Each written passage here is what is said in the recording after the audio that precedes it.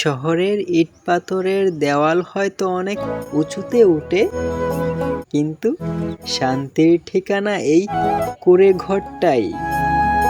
এই যে লুঙ্গি আর লাল T shirt, গলায় এই গামছাটা, এটাই আমার আসল পরিচয়। আমি মাটির মানুষ, মাটির গন্ধে বেঁচে থাকি। লোকে বলে আমি একা, কিন্তু এই প্রকৃতির মাঝে আমি কখনোই একা নয়। আমার ঘরটা ছোট হতে পারে, কিন্তু আমার স্বপ্নগুলো আকাশ ছোঁয়া। আজ আমি যেখানেই থাকি না কেন, আমার শিকড় এই গ্রামেই।